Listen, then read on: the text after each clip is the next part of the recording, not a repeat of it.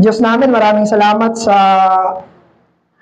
natapos namin na worship kanina. Pinupuri po namin kayo. Ngayon po sa pag-aaral namin regarding sa gospel blessings, inihiling po namin na magkaroon kami ng productive discussion. Magkaroon din po kami, O Diyos, ng pagpapanariwa tungkol sa usapin ng sanctification. Maraming salamat po sa pagkakataon na magkaroon kami ng ganitong talakayan tungkol sa theology, tungkol sa blessings na natanggap namin galing mismo sa Panginoong Jesucristo. Maraming salamat po. Nihiling namin ito sa pangalan ni Jesus. Amen. So last Sunday, wala pala last Sunday na Bible class, no? Ang meron last Sunday, si Deacon Gini yung last. Regarding naman yan sa adoption. So nasa series tayo ng pag-aaral tungkol sa mga blessing na natanggap natin na binili ni Jesus nung namatay siya sa cross. Yun yung pinakauna, yung atonement. Nung namatay si Jesus sa cross, ano yung naging benefit sa atin nun?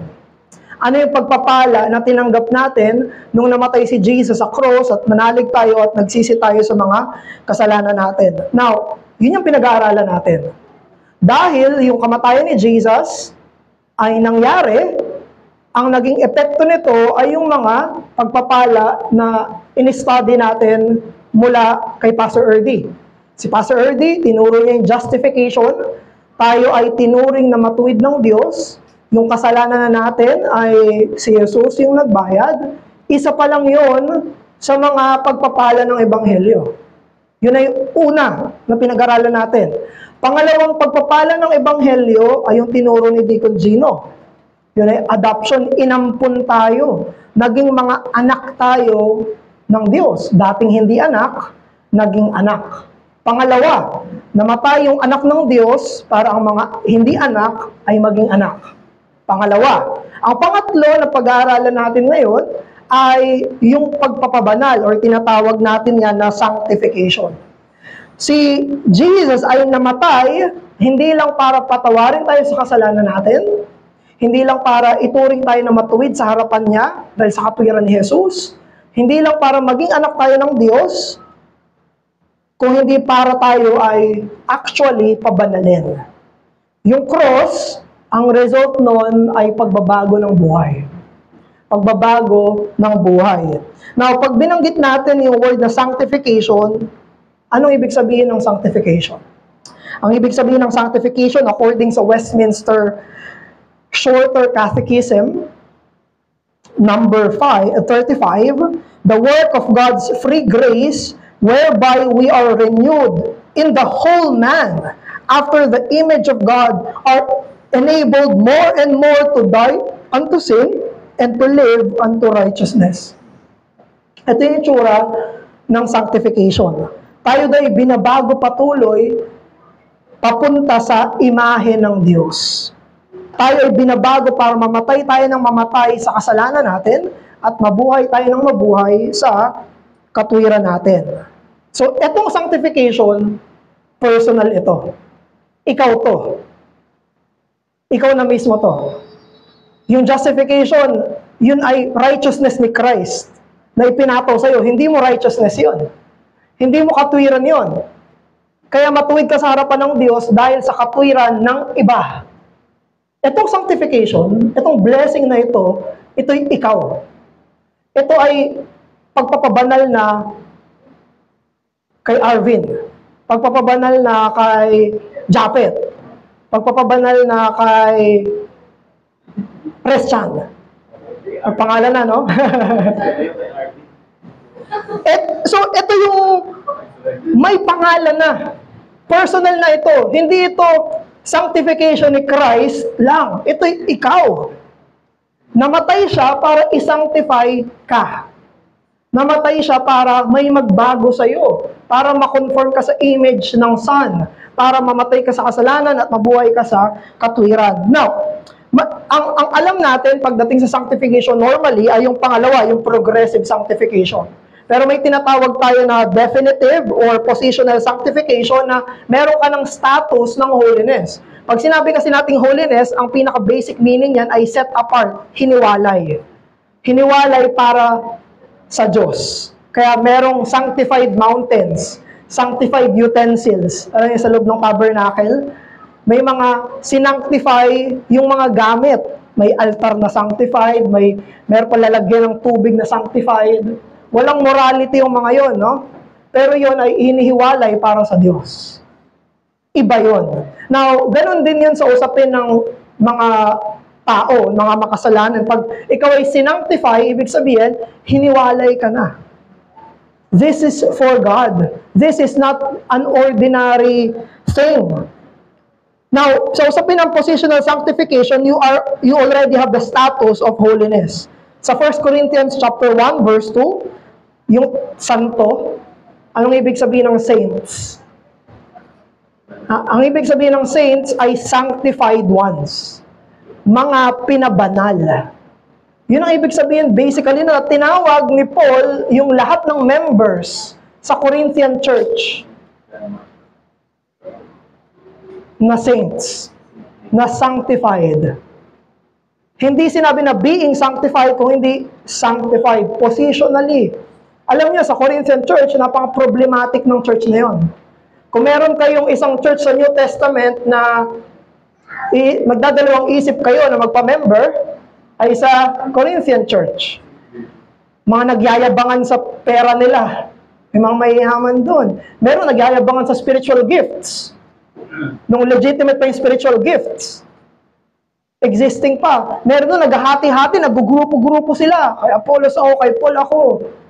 Ayan, grabe, no? Tapos walang pagmamahal. Tapos meron pang hindi church discipline sa loob ng church na yon. Pero ang tawag ni Paul, even sa church na yon, saints. Lahat ng members doon ay saints. Bakit? Jesus died for them. They are part of that local church. Now, sa 1 Corinthians chapter 6 verse 11, nag-warning si Apostle Paul, sinabi niya, etong mga list na ito, idolatry, sexual immorality, lying, stealing, at iba pa, sinabi ni Apostle Paul, and such were some of you.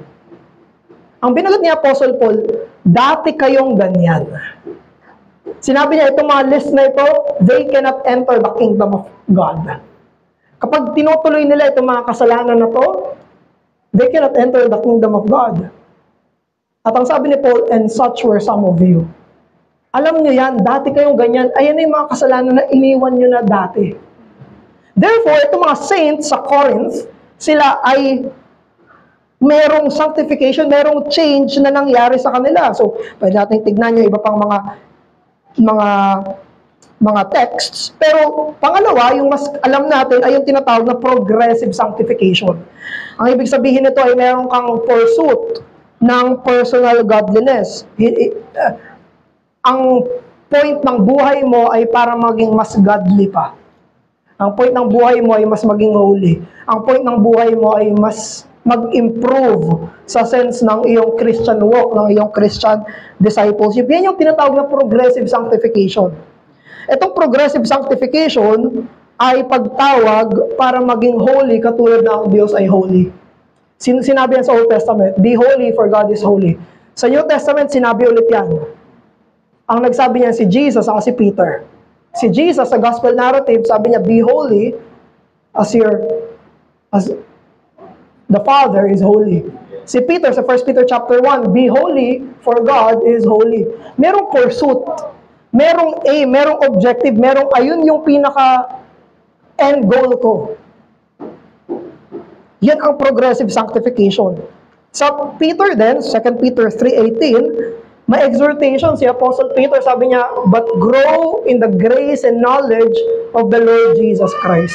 Lumago ka sa kaalaman at lumago ka sa biyaya ng Panginoong Jesucristo. Christians na yung kausap niya dito, pero merong sense of growth. May sense ng progress.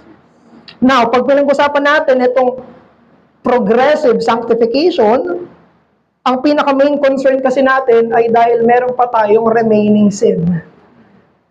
Yun yung sinabi sa Romans 7, 1 John chapter 1. Diba sa Romans chapter 7, si Apostle Paul, apostol na to. Pero sabi niya, yung mga ayokong gawin, nagagawa ko. Yung mga gusto kong gawin, hindi ko magawa. Sabi ni Paul, ayoko nang gawin yung mga kasalanan na to, pero nagagawa ko pa rin. Sabi ni Paul, gusto kong gawin yung obedience sa Diyos, pero merong mga hindi ko magawa. Apostol na to, nag-i-struggle pa rin siya. Ito yung fact ng indwelling sin. Naging Kristiyano ka na, pero meron pa rin nananatili na kasalanan na kailangang isubdue. Yan yung sinabi ni Juan sa 1 John 1. Sabi ni John, if anyone of you says that I have no sin, you are deceiving yourself. And you make God a liar. Probably ang kausap ni John ay yung Ephesian Church. Di natin alam. Pero probably, sabi ni John sa Ephesian Church, kung meron sa inyong member na sinasabi niya hindi na siya nagkakasala, sinungaling siya. Sinungaling ang nagsasabi na Christian na hindi na siya nagkakasala. At sinasabi niya, sinungaling ang Diyos. So, ano yung makikita natin? Nakikita natin na even believers may indwelling sin. Ito yung problem, ito yung role ng sanctification. Ang role ng sanctification ay meron pa akong kasalanan, may nananatili akong kasalanan, therefore, itong blessing ng sanctification na binili ni Jesus ay importante. Binili ni Jesus to para makalaban ako. Binili ni Jesus to para makalaban ako. Now, ano yung mga concerns natin sa sin? Una, basic tayo, balik tayo sa very basic. Lahat ng kasalanan ay contradiction ng kabanalan ng Diyos. Ang lahat ng kasalanan ay contradiction ng kabanalan ng Diyos. 1 John chapter 2 verse 1, I write these things to you that you may not sin. Sabi ni John, sinulat niya daw yung letter para hindi na sila magkasala. According kay Cornelius Plantinga, kasi meron siya sinulat na book, yung Hamartiology, The Doctrine of Sin. Ang title ng book niya ay Not the Way It's Supposed to Be. Hindi ito yung dapat. Kasi yan yung kasalanan eh. Ang kasalanan ay hindi parte ng nilikha ng Diyos. Hindi parte ang kasalanan ng nilikha ng Diyos. It's not the way it's supposed to be. When you sin, kapag nagkakasala tayo, that's not the way it's supposed to be. Hindi yun yung dapat. Hindi dapat yun yung normal. In this fallen world, ang kasalanan yung normal, alam niyo, binabaliwala yung Diyos, ayaw sa Diyos, lumalayo sa Diyos, walang pakialam sa Diyos. That's not the way it's supposed to be. Kabaliktaran yun ng totoong kabanalan. Kaya, bilang mga believers, meron tayong ever-present awareness ng sin na nananatili sa atin. Alam natin na meron tayong nagagawa at hindi nagagawa na hindi karapat-dapat sa Diyos. It contradicts God's holiness. Now, number 2, dahil may sin tayo, nagkikreate ito ng conflict sa mga believers. Kasi yung mga believers, meron na silang bagong puso. Di ba yun yung blessing ng New Covenant? I will take your heart of stone and I will give you a heart of flesh. I will write my laws upon your hearts. Sanctification yun. Bagong puso. Dati ayaw niya sa Diyos, ngayon gusto niya na sa Diyos. Dati ayaw niya sa Bible, ngayon gusto niya na sa Bible. Dati ayaw niya sa mga usapin ng Kristo, ngayon gusto niya na. May nagbago. Yun ay sanctification. Yun ay pagpapabanal. Now, dahil meron ng pagiging sanctified yung isang tao, pero may sin pa rin siya, diyan nagkakaroon ng conflict. Sa loob ng isang tao ay may bagong puso at may nananatiling kasalanan. Hindi totoong bagong puso sa kaluluwang puso magkasama ha. Hindi gano'n. Sinabi, may bago kang puso, pero may latak pa, may tira-tirang kasalanan. Yun ang sinasabi dito ng scripture. Yan yung sabi ni Paul sa Romans 7, there is a war within himself. Mayroong digmaan sa loob ng sarili niya. Kaya, according sa maraming mga trustworthy saints, for example, si nakasulat pala dito si Spurgeon. Pero mas pinababanal ka, mas may tension sa puso mo. Mas banal ka, mas sensitive ka sa kasalanan mo. Ganun yung itsura nun. Hindi ang itsura ng mas banal ka, mas wala ng struggle. Hindi ganon. Mas banal ka, mas may struggle. Yung kaliit-liitan na kasalanan na gagawa mo, big deal sa'yo yun. Kaliit-liitan na neglect mo, big deal sa'yo yun. Yan ang proof, evidence na lumalago sa sanctification. Wag nating isipin na, parang wala na akong struggle ngayon Mas malakas na ako. Mas malakas na akong Kristiyano. Hindi, si Paul, pansinin nyo. Bakit ganito yung ni Paul, yung sa Romans 7? Kung may sanctified, si Paul na yun, no? Pero ba't ganito mananalita si Paul? Kaya nagtatalo-talo pa nga yung ibang mga commentators sa theologian sa Romans 7 Pinag-uusapan nila kung unconverted Paul daw ito o converted Paul. Yung sinasabi ng ibang mga commentators, hindi pa daw regenerate si Paul. Kasi ganun ka-intense yung niya words niya na para siyang walang pag-asa. Pero, we interpret this as the converted Apostle Paul. Siya ay ligtas na. Siya ay mananampalataya na. At yun mismo yung dahilan kaya ayaw niya nung remaining sins niya. Kaya, inis na inis siya sa sarili niya kasi meron pa siyang nananatiling kasalanan. The more sanctified you are, the more tension exists in the heart. Sabi ni Spurgeon, I believe the holier a man becomes, the more he mourns over the unholiness which remains in him. Sabi ni Spurgeon, pag mas banal na daw yung isang tao, mas iniiyakan niya yung kasalanan niya. Mas ayaw niya sa kasalanan niya. Yan yung itsura. So ano pa ibang mga examples ng sa usapin ng growth in holiness pero tension sa heart? Si Isaiah, si Prophet Isaiah, nung nakita ni Isaiah yung holiness ng Diyos, anong unang-unang lumabas sa bibig niya? Woe unto me, for I am a man of unclean lips. Isipin mo, unang-unang encounter mo sa Diyos, ang bukang bibig mo, kasalanan mo. Why? Because the holier a man becomes, the more he is aware, sensitive sa sarili niyang kasalanan. Isipin niya, preach Isaiah, Tapos pagdating ng Diyos, marumi yung labi ko. Makasalanan tong labi ko. Si Job sa last verses, last chapter ng Job, biglang nagrepent si Job. Daming sinabi ni Job, no? Kasi sa dulo, na nakaharap niya na yung Diyos, sabi niya, ititikom ko yung bibig ko. Nagrepent siya. Alam natin, blameless si Job all throughout his life. Alam natin, meron siyang sense na pwede talaga siyang, hindi dahil sa kasalanan niya, kaya nangyari sa kanya yung lahat ng mga problemang yun. Pero at the end of his life, nagrepent pa rin siya. Bakit? Nakaharap niya yung Diyos, naging aware siya sa kasalanan niya. So, bilang mga believers, mas lumalago tayo sa sanctification, mas conscious tayo sa sins natin. Mas dinig natin yan, mas kita natin, mas aware tayo na may dumi. Na merong sensitive tayo. Tulog sila. Konting, lang yan, may makita lang na balahibo yan, iyo na ng iyo yan Iyo!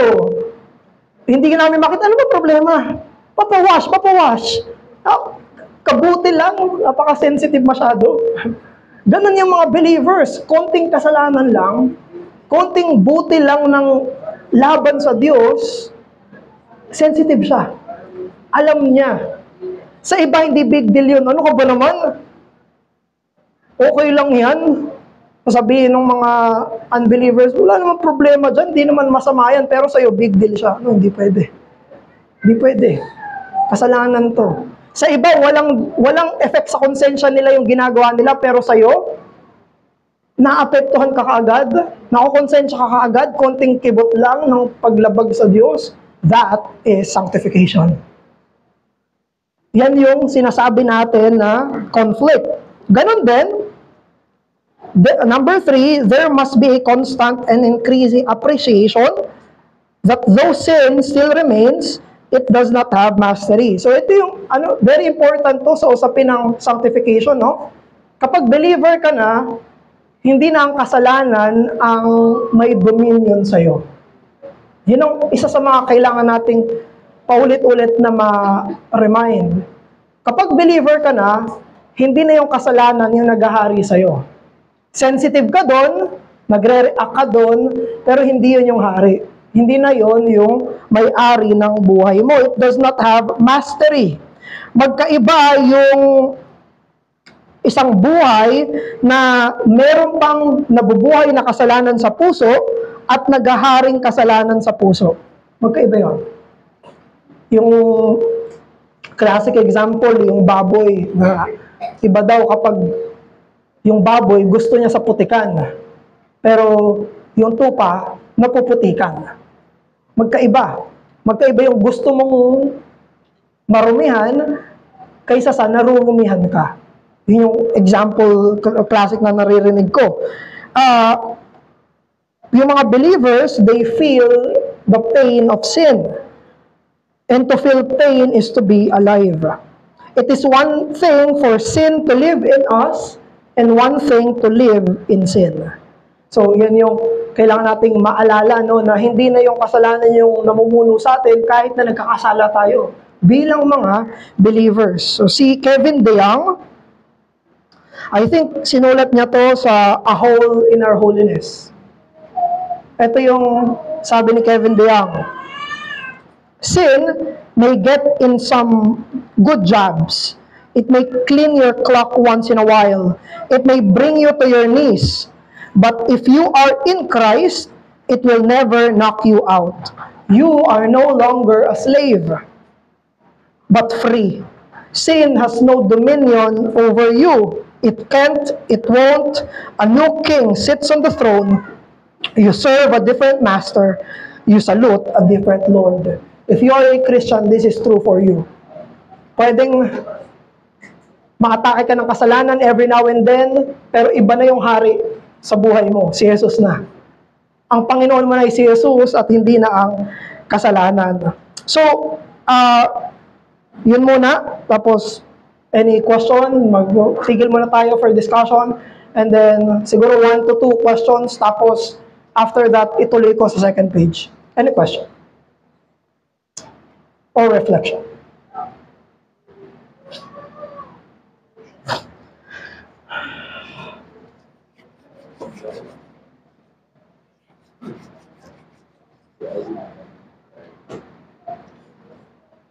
Wala pa? Go. Marika. Pas, pwede pong paki-explain yung difference nung, yung sinabi sa 1 Corinthians 8 na weak and strong faith. Ibig sabihin po ba pag weak yung faith, parang, yung sinabi niyo po kanina, you are more sensitive. Sorry sa... Sa 1 Corinthians 8, yung food offered to idols. Okay. Pwede pong paki-explain yun. Yung sa weak faith and strong faith. Na parang, hindi ba maganda pag weak yung faith mo? Or, ganun. Okay, thank you. Yung 1 Corinthians 8, actually, usapin niya ng Christian liberty. Yun yung ginamit ni Paul na term ay weak faith, strong faith. Pero ang pinag-uusapan niya dun ay conscience. Weak conscience saka strong conscience. Kasi dun sa food offered to idols, merong mga Christians na ayaw kumain ng mga meat, ng mga karne, na na-offer na doon sa mga temples, pagan temples. So, ganun kasi, mas mura yung pagkain na gamit na. Parang na-offer na, hindi naman lang ginalaw, in-offer lang doon ceremony, tapos binebenta ulit sa palengke. So, may mga Christians na sinasabi nila, bawal nating bilhin yan kasi in-offer na yan doon sa pagan gods. So, yun yung tinutukoy ni Paul ng mga may weak faith. Sila yung may weak na conscience. Kasi, sabi ni Paul doon wala namang talagang ibang mga Diyos-Diyosan They do not exist. So, ang sinabi ni Paul, ang hindi natin pwedeng gawin ay pumunta sa worship service nila at maki-worship sa kanila. Pero yung mga ginamit nila doon, after they use it, walang kahit anong magical doon, walang nananatiling espiritu doon or what, na hindi mo siya pwedeng gamitin. So, yun yung sinasabi ni Apostle Paul, na yung may mga strong faith, ay may strong conscience. Ang ibig sabihin ng strong conscience ay alam nila na wala lang yun. Hindi yun nakaka-apekto. Pag kinain nila yun, pinagpasalamat nila sa Diyos, walang epekto sa kanila yun. Kasi yung mga may weak faith, may weak conscience, sobrang sensitive nila na, ay baka ano yan, may mga ceremonial, ritual baggage sila sa isip nila na makaka-apekto sa kanila kung ano man yung ginawa dun sa mga bagay na yon. So, yun yung sinasabi ni Paul na kailangan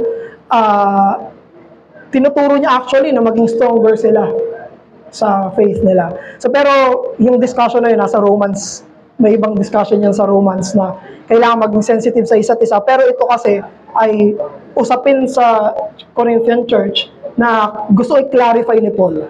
So, follow. So, dapat po tayo mag-strive din to be strong in our conscience by knowing yung mga truths behind it. Tama po. Yes. Yun ang tinuturo talaga ng Bible.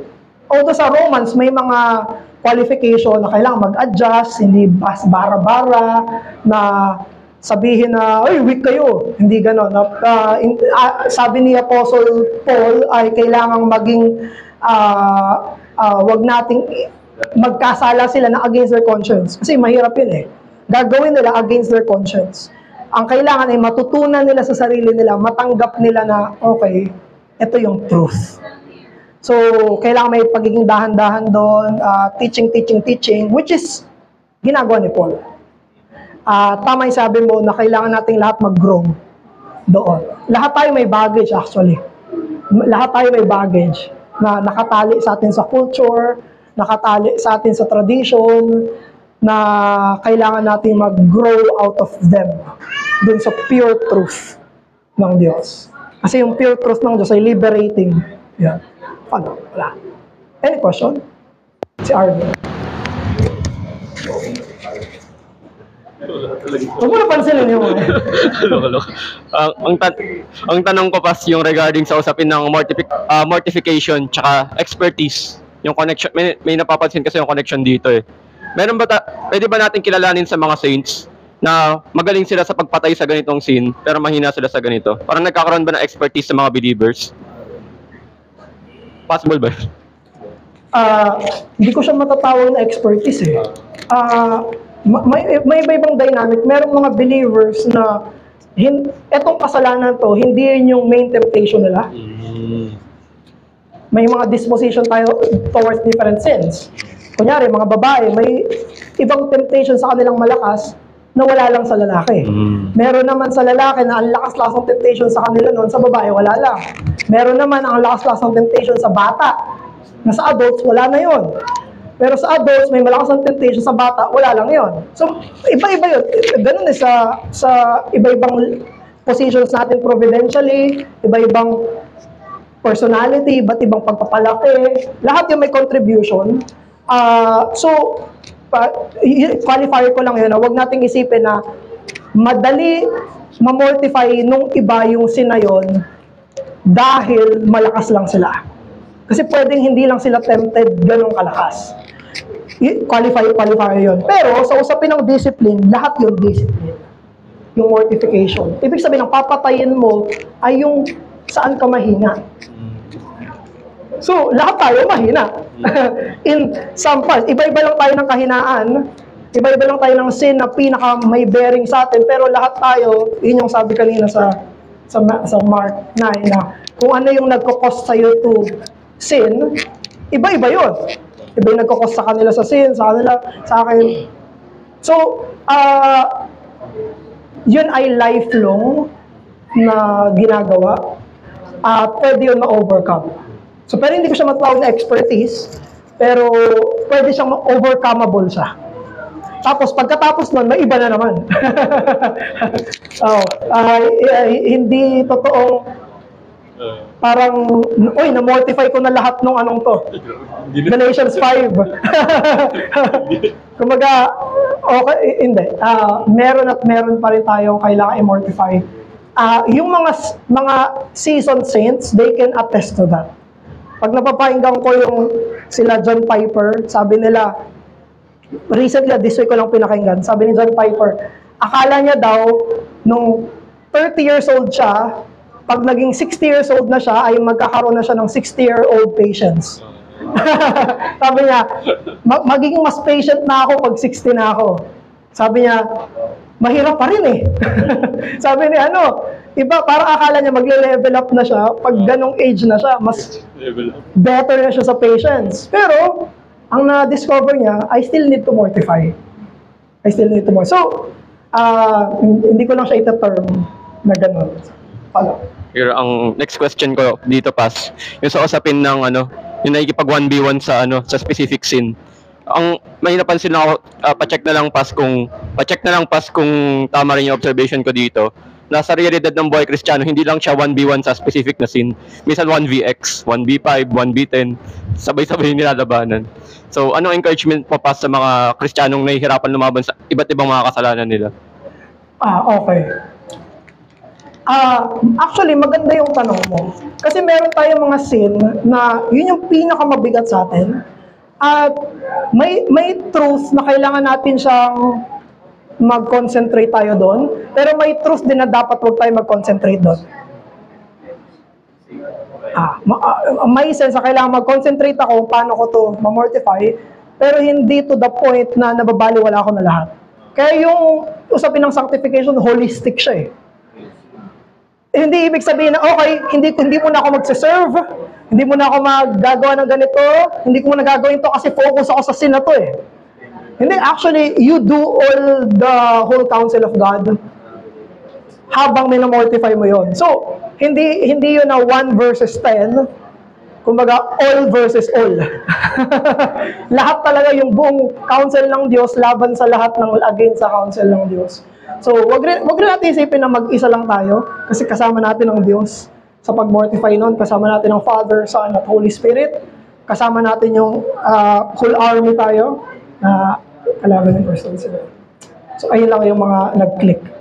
Okay. Sige, tuloy po natin. Second page. Now, sino yung nagsasanctify? Ang nagsasanctify ay hindi tayo. Hindi natin sinasanctify yung sarili natin. Ang nagsasanctify sa atin ay walang iba kung hindi ang Holy Spirit. Ang Diyos ang nagsasanctify, pero sa specific person ng Diyos, ang nagsasanctify sa atin ay ang God, the Holy Spirit. Ang tawag sa Holy Spirit ay sanctifier. Siya ang nagpapabanal. 1 Thessalonians chapter 5, verse 23. Now, sa usapin ng agent ng sanctification, the operation of the Holy Spirit is mysterious. Hindi natin to kayang arukin o isipin kung paano to ginagawa mismo ng banal na spirito. Kahit anong analysis natin, anong introspection natin on our part, it's beyond that, yung pagkilos ng Holy Spirit. Kaya huwag nating isipin na kung gaano kalalim yung understanding ko, ganon ka nagwo-work yung Holy Spirit. Huwag nating isipin na kung gaano kalalim yung understanding ko, ganon ka nagwo-work yung Holy Spirit. Kasi yung work ng Holy Spirit, it's beyond us. Beyond our comprehension. Merong mga believers na mas matatanda sa atin, na mas holy sa atin. Kahit na mas may alam ka sa kanila. Yes. Merong mga believers sa past na mas holy sa'yo, kahit na mas aral ka sa theology. Why? Because the Spirit's work is mysterious. It's beyond us. Of course, helpful yan na matuto tayo ng matuto kasi ginagamit yun ng Diyos para maging conscious tayo sa ating discipleship. Pero the Spirit is beyond us. Labas siya sa atin, higit siya sa atin. Hindi siya nakakulong na ito yung level ng understanding ko, ito lang yung work niya. Hindi natin pwede kulong yung work ng Holy Spirit sa ganon. He can work above and beyond us. It's mysterious. Pero, kailangan din nating number 2 to realize na maging completely dependent sa Holy Spirit. Napaka self-defeating. Ito yung kadalasang naririnig ko nung may mga members na tayo na nag-aaral nung Sunday school ni Pastor Noel sa means of grace, na magtitiwala tayo hindi sa means of grace, kung hindi dun sa Diyos ng means of grace. Ang pagtitiwala natin ay hindi dahil nagbabasa ako ng Bible, kung hindi dahil sa Diyos ng Bible. Hindi dahil sa disciplined prayer life ko, kung hindi dahil sa Diyos na makikinig ng prayers ko. Hindi dahil sa faithfulness ko sa pagpartake ng sacrament, kung hindi sa Diyos ng sacrament. So, napaka-self-defeating na maging disciplined tayo pero hindi tayo nakaasa sa Holy Spirit. Napaka-self-defeating nun. Dahil ang tinuturo ng means of grace ay umasa tayo sa Diyos. Umasa tayo sa Holy Spirit. Ganon din, alalahanin natin na yung sanctification ng Holy Spirit ay hindi hiwalay sa gospel. Hindi hiwalay kay Jesus Christ. Kaya ang tawag sa Holy Spirit ay Spirit of Christ. Kasi ang role ng Holy Spirit ay dalihin tayo kay Hesus Kristo. Hindi pwedeng nagiging holy ka nang hindi mo naiisip si Jesus. Falsehood yun. Hindi pwedeng nag-grow ka sa grace, tapos out of the picture yung cross, out of the picture si Jesus, out of the picture yung gospel.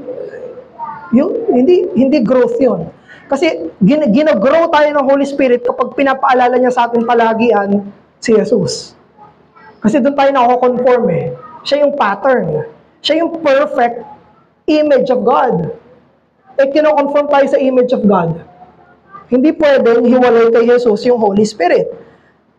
Unang-una pa lang, no? Niregenerate tayo. Pinanganak tayong muli. Nabuksan yung mata natin. Anong unang nakita natin? Si Jesus. Kasalanan natin at pagiging tagapagligtas ni Jesus. At pag lumanago tayo sa holiness, yun ang binubuksan sa atin ng Holy Spirit. Mas makikita natin yung glory ni Jesus. So, ano yung means ng sanctification? Paano tayo masa-sanctify? So, Holy Spirit ang nag-sanctify. Paano tayo mas-sanctify? It's through the means of grace. Kaparaanan ng biyaya.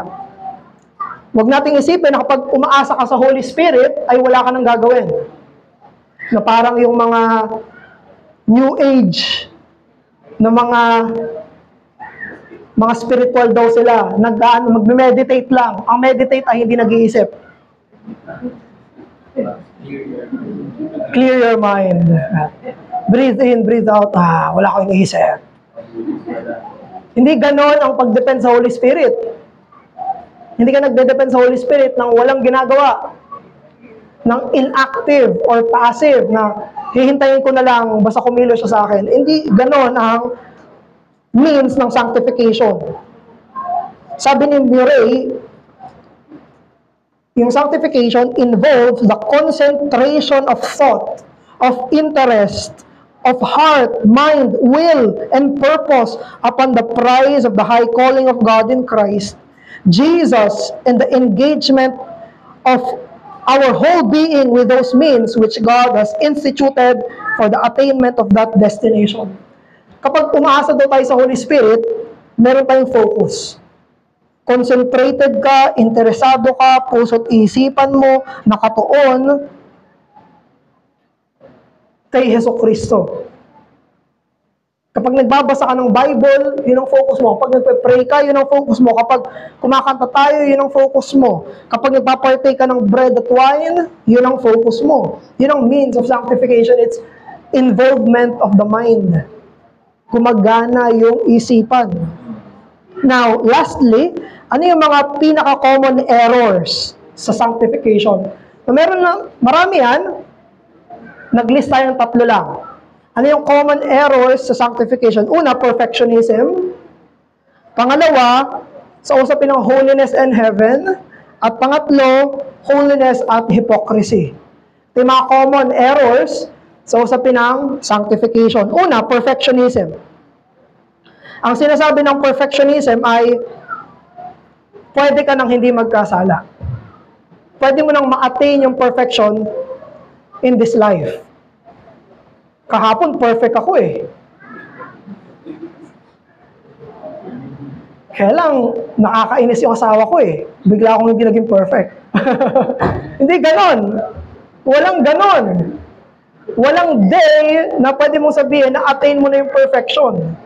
Kaya lang, may naging cost lang ulit. Hindi mo pwedeng sabihin yun, yung katrabaho ko kasi, yung kaklase ko kasi, yung driver kasi ng kasabay ko. Perfect na sana ako eh. Hindi ganon yun.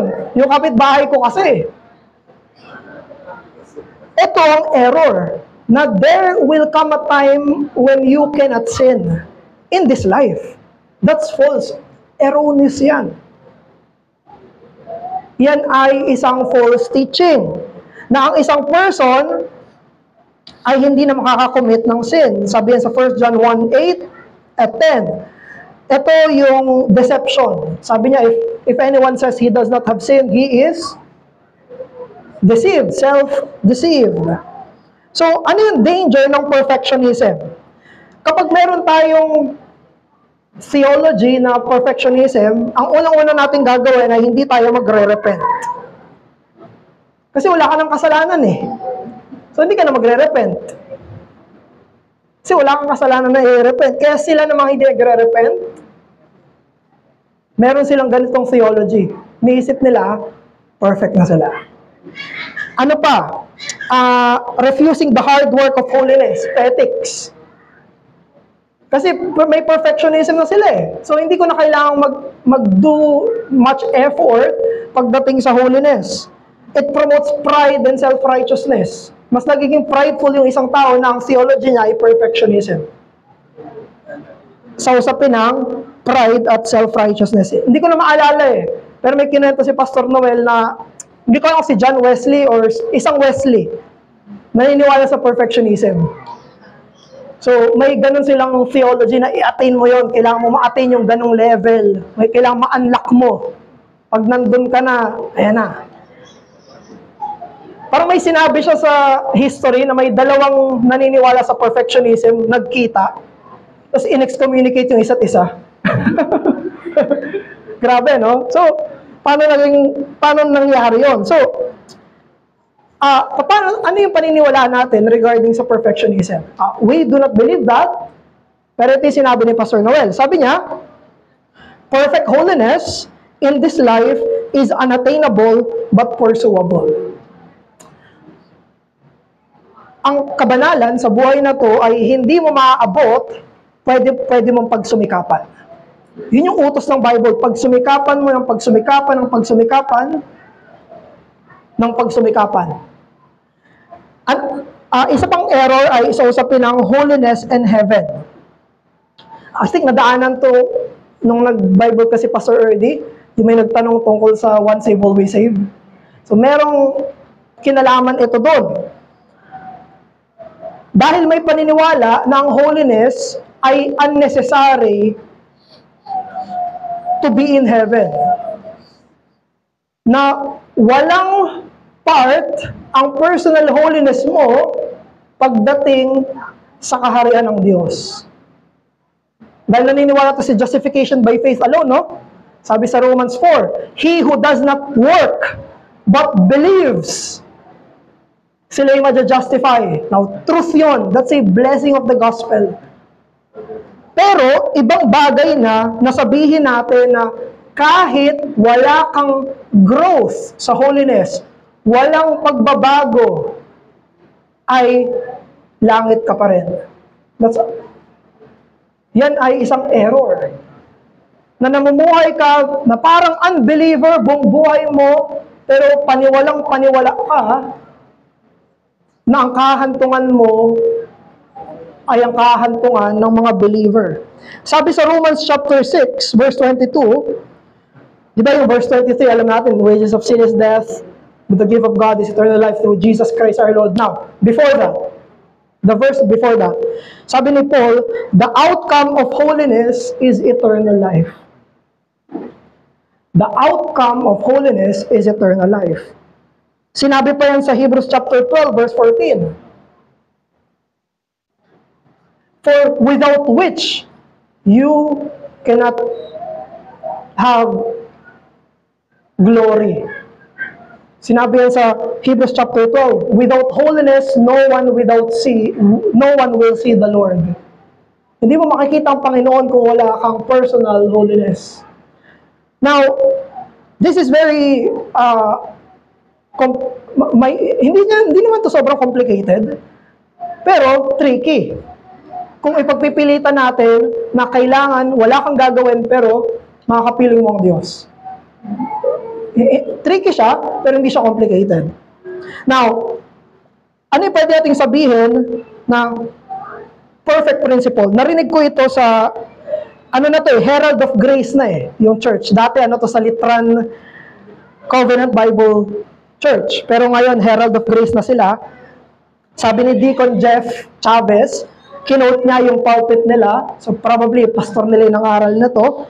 Sabi doon, nobody goes to heaven because of His holiness. But nobody goes to heaven without holiness. I think it perfectly fits.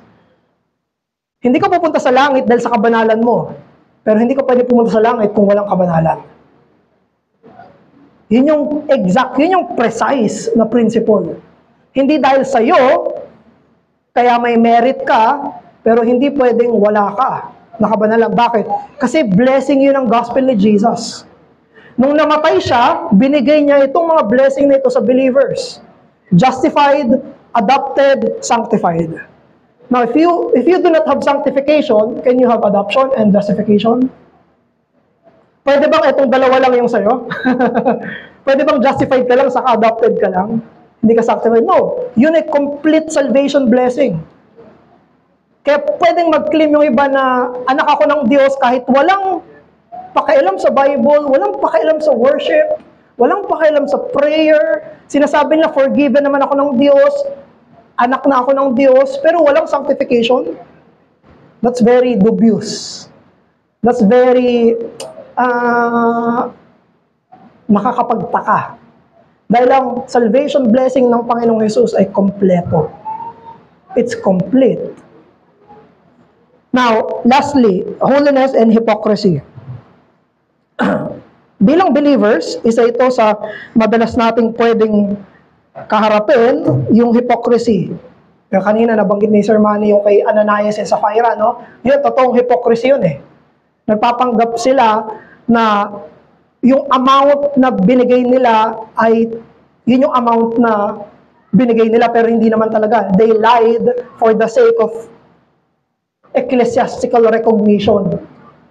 Ginawa nila yon. So, sa ating mga believers, sa sanctification, alam mo, nagkakasala ka pa rin. Ginagawa mo yung means of grace, you strive for it. Are you a hypocrite for not being perfect? Hypocrite ka ba dahil hindi ka pa perfect? Hypocrite ka ba, Christian, dahil may flaws ka pa rin? That's one of the errors that I want to address. Na hindi hypocrisy ang pagiging imperfect. Hindi ka hypocrite porket nadadapa ka. Sa Matthew chapter 6, verse 2, verse 5, at verse 16, ang meaning ng hypocrisy ay to act and to show off. Show off. Yun yung binibeware ni Jesus na pag nagpe-pray kayo, mag-pray kayo sa loob ng kwarto. Huwag sa kalsada. Kasi yung mga Pharisees sa kalsada, nagpe-pray. Bigla na lang nagpe-pray doon, no? Walang kakibot kayo. Pag tingin mo, may nagpe-pray na. Pag nagbe-benevolent sila, aba, announcement talaga. Tignan niyo, binigay ko. Binigay ko. Naka-video yung benevolence nila. Yung fasting nila. Buyangot yung mukha. Oh, fasting ako. Kayo ba nag-fasting kayo? Ako, fasting ako eh. Yun yung sinasabi ni Jesus na hypocrisy. They are doing it not to please God. They're doing it para sabihin ng iba ay holier siya sa amin. Yun ang itsura ng hypocrisy. Kaya gusto kong sabihin na hindi hypocrisy na nasasaktan ka kapag hindi ka nakakasunod. Hindi hypocrisy na nadadapa ka kahit ayaw mong magawa yun. Yan yung ano ng mga unbelievers sa mga Christians, no?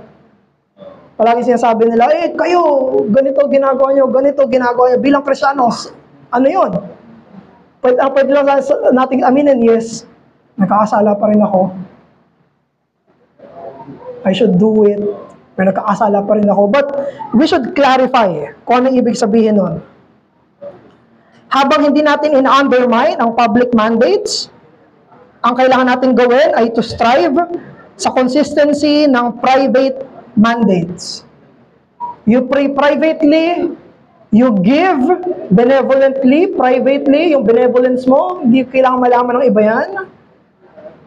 Yung personal disciplines mo, na sa'yo lang, ay pwede mong gawin ng ikaw lang yan. Yan yung paraan ni Jesus para labanan ng hypocrisy. Habang hindi natin kinakaligtaan yung public. Kasi hindi pwede namang, pag nag-public worship tayo dito, alis mo na kayo private mo. Let's pray. Punta muna tayo sa baba, mag-pray. Hindi, may public prayer talaga. May public worship talaga, may public singing talaga. May public preaching talaga. May public talaga, pero sabi ni Jesus, para ma-avoid natin yung hypocrisy in the public mandates, you do the private. Huwag mong kakaligtaan itong private. May utos siya publicly at may utos siya privately. Hindi hypocrisy na sundin ang public mandates. Pero hypocrisy kung wala kang private mandates. Kung yung private, sa public nagpe-pray ka, sa private hindi. Sa public nagre-reading, sa private hindi. Yun ang panlaban ni Jesus doon, no? So, sige, doon nagtatapos yung discussion, lecture sa sanctification. Any question? So, kahit 1, 2, ano tayo?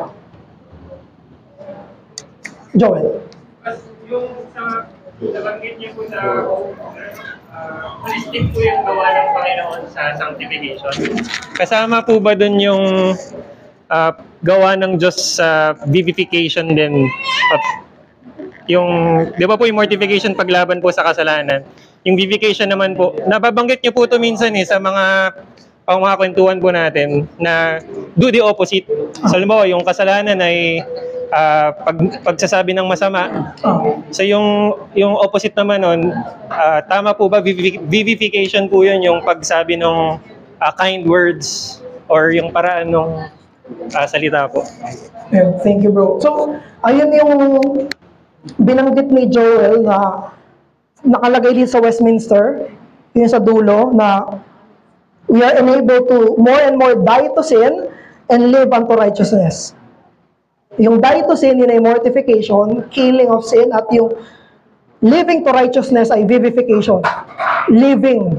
Yun ay living, breathing ng righteousness. So, yes, kapag usapin ng sanctification, hindi pwedeng mortify lang ng mortify nang walang vinivivify. Actually, ang paraan ng Bible ay, for example, sa stealing, huwag kang magnanakaw. Kailangan mortify na hindi ako kumuha ng hindi sa akin. Pero yung opposite nun, inuutos. Sabi ni Paul sa Ephesians, let the thief no longer steal, but work, that he may give to those in need. Kabaliktaran. So, dati, nangunguha siya ng pinagtrabahuhan ng iba. Ngayon, ang utos ni Paul, magtrabaho ka para yung sayo, pinagtrabahuhan mo ay maibibigay mo sa iba. So, yun yung vivification. So, may aalisin na kasalanan, may lalabanan na huwag gawin, at merong opposite na kailangan gawin. At yung lahat ng commands ay meron nun. Nagturo si Pastor Erdy ng 10 Commandments, may mga negative yun, huwag gawin. Merong mga positive yun, gawin. Pag sinabi ng Diyos, huwag kang sasamba sa Diyos-Diyosan, sambahin mo ang tunay na Diyos. Pag sinabi na huwag kang sumamba sa paraan ng tao, sumamba ka sa paraan ng Diyos. Pag sinabi na huwag mong ibablaspheme yung pangalan ng Diyos, purihin mo yung pangalan ng Diyos. Pag Huwag mong baliin ang Sabbath, sundin mo ang Sabbath. Pag sinabing, huwag mong i-dishonor ang parents mo, i-honor mo ang parents mo.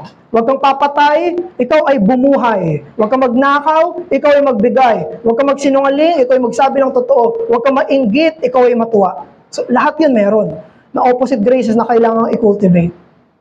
Follow.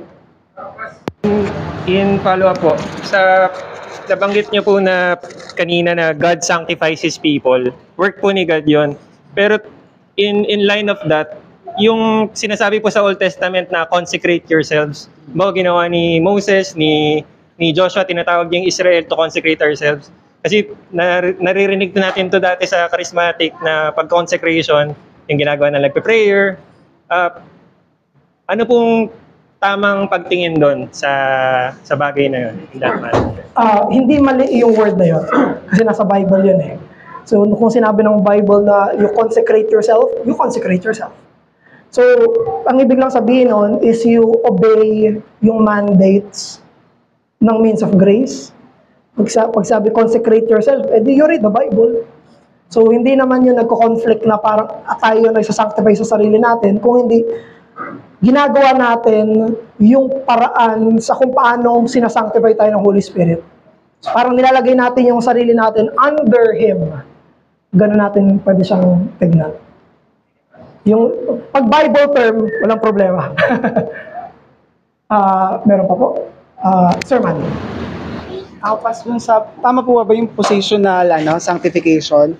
Tapos progressive yung pinag-uusapan Yes, natin. So, since yung positional sanctification, effect nun pag nasobrahan tayo is antinomian ka naman na di ka na nga gumagawa ng di ba? Ang tanong ko lang pas is, paano natin titignan yung positional sanctification natin habang wino-workout natin yung progressive sanctification natin? So, paano natin siya titignan? Ano bang benefit niya sa atin bilang mga Christian? Okay. Ano yung benefit ng positional sanctification? Ang benefit na yung assurance ng salvation. Ang maganda kasi doon, ang nagsasabi nun ay hindi tayo sa sarili lang natin. Kunyari, sa Corinthians, si Paul yung nagsabi sa kanila, Saints, such were some of you. So, ang positional sanctification ay hindi justification, pero pareho sila ng effect. Ma-assure tayo na ginawa sa atin to. Hindi ako yung nag-e-effort para positionally ma-sanctify ako. Hindi ako nagsimula nito, hindi ko kagagawan to, ginawa sa akin ito ng Diyos. So, sa positional, ang bearing nun ay yung sense ng assurance, rest, kasi nakakapagod yung sanctification. Nakakapagod kasi may kailangan gawin, you need to give all. So, may rest tayo doon sa positional sanctification na, nga pala, ang Diyos nga pala. Ang gumawa nito, therefore, magpapatuloy ito. So, may sense siya ng rest. Kasi kailangan natin yung dalawang yun yung dalawang truth na you do something, but yung Diyos yung sasandalan natin. So, sa akin, sir, yung positional ay, kunyari, nagpapartake tayo ng Lord's Table, pinapaalala sa'yo, you're positionally sanctified ka na. Bilang member ng church, positionally sanctified ka na. Meron doon yung sense ng assurance na kahit gaano kahirap yung sanctification, nasang journey na tayo, I'm here. Nasa loob ako noon, kahit na nasan man akong part ng sanctification, progressive sanctification. Follow up, sir. Sige. Last two. Si Deacon Marion at si JM. Question ko pas, with dalawa kasi, yung una, yung sa old, in relation kay tinanong ni Joel, may mga Kristiyano kasi na ini-interpret yung Old Testament kung paano yung sanctification doon. Kasi medyo mahirap i-distinguish yung kanilang sanctification kasi may mga rituals sila like yes. yung consecration nga. Yung question ko doon pas, paano natin uunawain yung paraan ng sanctification sa Old Testament? Iba ba to pagdating sa New Testament? O pag mga hindi klaro, paano natin sila i-apply sa Christian life? Pangalawang question ko pas is, may mga times sa prayer kasi na parang you feel na hindi ka naman nagkasala. Pero alam mo na may kasalanan ka pero hindi mo ma-pinpoint. At may mga times na parang sinipilit, parang somehow pilit yung repentance kasi hindi mo talaga Yes. ma-pinpoint. Pero you are praying na patawarin niyo po ako. Ano pong comment natin sa ganong klaseng mindset? Okay. Yung una mo na, Deacon, paalala mo na lang yung pangalawa pag nakalimutan ko. Yung una, paano yung sanctification ng Old Testament saints? Pareho sa atin. Ang Holy Spirit pa rin ang agent, sa pamamagitan pa rin ng means of grace. Ang pinagkaiba lang natin, yung means of grace nila ay hindi full revelation.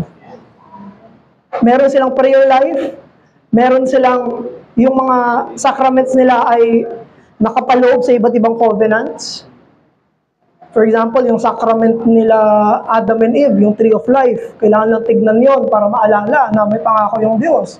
Kala Noah, pag naalala nila yung rainbow, yung kay David sa kingship, so kay Abraham sa Israel, pagtutuli. Yun ay mga signs ng pagpapaalala sa kanila sa Diyos. So, ang pinagkaiba natin ay yung sacraments nila at yung level ng revelation nila. Kasi mas konti pa ang revelation sa kanila. Huwag nating isipin na araw-araw kinakausap sila ng Diyos. Sobrang tagal. Minsan, yung kausap ng Diyos sa Abraham, after ilang years pa yun, bago siya ulit kausapin ng Diyos. Hindi katulad natin, meron na tayong Bible. Mamaya, pwede mo ulit basahin. Mamaya, pwede mo ulit basahin. Ito na yung salita ng Diyos. Sila hindi.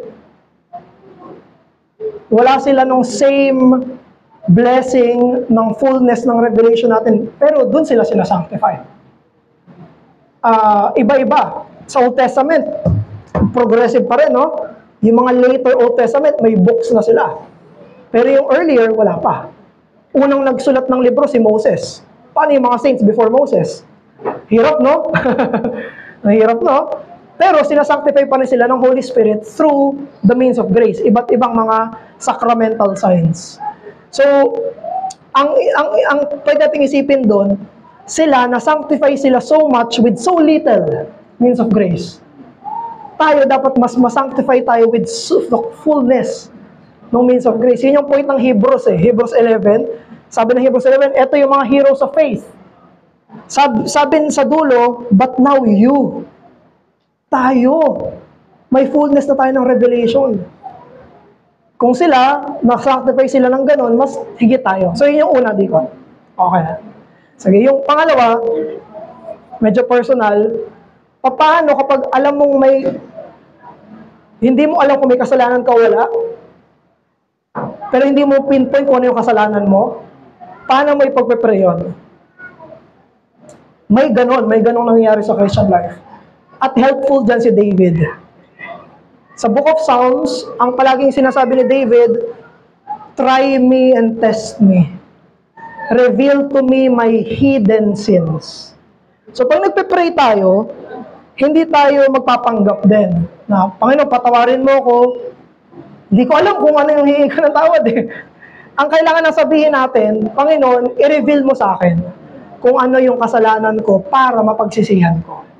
I think yun yung proper prayer. Hindi proper na mag-repent lang tayo sa unknown sa atin.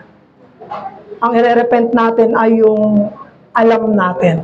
At kung hindi natin alam, hihilingin natin sa Diyos na malaman. Yun yung verse na the law of the Lord is wise, making good the simple. Sa dulo nun, sinabi niya na, reveal to me my hidden sins. I think yun. Last, CJM. I-follow up lang dun kay Deacon Manipas. Patungkol dun sa positional sanctification. Kasi gusto ko pagbanggain dun sa nobody goes to heaven without holiness. Tapos dun sa may thief on the cross. So, pwede nating sabihin na meron yung positional sanctification nung sinabi sa kanya ni Jesus na you will be with me in paradise. Kahit na wala na siyang means sa progressive na sanctification. Or meron pa din. Ayun na. Okay, thank you. So, ang question ni JM ay, paano yung magnanakaw sa tabi ng cross? Meron ba siyang positional sanctification, pero wala siyang progressive sanctification? O meron? I would argue na lahat ng mga niligtas ay may progressive sanctification. Pero hindi magkakamuka. Kunyari, sinasanctify si Make, hindi magkamukha yun. Magkakaiba tayo eh. Iba yung sanctification ko sa isang batang babae. Iba yung sanctification ko sa isang mas nauna na, isang Pastor Noel. Magkaiba. So, ibig sabihin, hindi natin pwedeng sabihin na hindi sanctified yung thief on the cross kasi hindi ko siya katulad. Hindi ganon. I would argue na sobrang sanctified ng thief on the cross. No, may mga times mahigit pa siya sa atin. Sobrang sanctified niya, progressively. Doon sa short amount of time nung nakakilala siya kay Jesus, sa namatay siya, hindi natin alam kung ilang hours yun, pero sobrang sanctified niya. Bakit? Nag-apologetic siya. Nag-apologetic siya. Sabi niya, itong Jesus na ito ay walang kasalanang ginawa pero tayo meron. Pinagtanggol niya si Jesus. Now, nagagawa mo ba yun? Napagtatanggol mo ba si Jesus? Pinagtanggol niya dun sa, abang nakapako siya. Wala siya sa keyboard kaharap niya habang namamatay siya. He was dying and he's defending the Lord Jesus. Sobrang ikli lang ng panahon na, nagdurusa siya, sobrang pain. Hindi siya nagkakape habang dinedefend niya si Jesus. Hindi. Namamatay siya, nauubusan siya ng dugo, nawawala na yung buhay niya, sobrang sakit ng katawan niya, sobrang sakit ng guilt niya sa lahat ng kasalanan ginawa niya. Lahat ng tao nakatingin sa kanya, ang tingin sa kanya, karapat dapat kang mamatay, and he defended Jesus. Hindi yun itsura ng walang sanctification. I would argue na mas sanctified pa siya minsan sa atin. Yung thief on the cross. Kaya pag minsan ginagamit yung thief on the cross na, siya wala siyang good works. Oops, wait lang. Ano sinasabi mo walang good works? Ang tindi ng good works nung thief on the cross. Sa maikling oras ng buhay niya, sobrang sanctified niya. Hanggang sa lagutan siya ng hininga. Naniwala pa siya sa isang Jesus na namamatay. Hindi siya naniwala, yung ibang disciples, kunyari si James, yung kapatid ni Jesus, naniwala siya kasi nabuhay na si Jesus. Etong magnanakaw na to, naniwala habang namamatay si Jesus. Kamukha niya si Jesus, namamatay, nag-agaw buhay na. Pero naniwala na sa hari yun. Maniniwala ka ba sa haring namamatay? Iniwanan nga si Jesus nung mga disciples eh. Pero itong magnanakaw sa cross, such is his faith. Nang pinaniwalaan niya ay isang namamatay, nag-aagaw buhay. At ang sabi niya pa, alalahanin mo ko. Hindi lang siya mas sanctified, mas malakas pa yung faith niya. Follow. Paano pa yung sa mga last minute conversion? Wala tayong example, so hindi ako makapagsalita.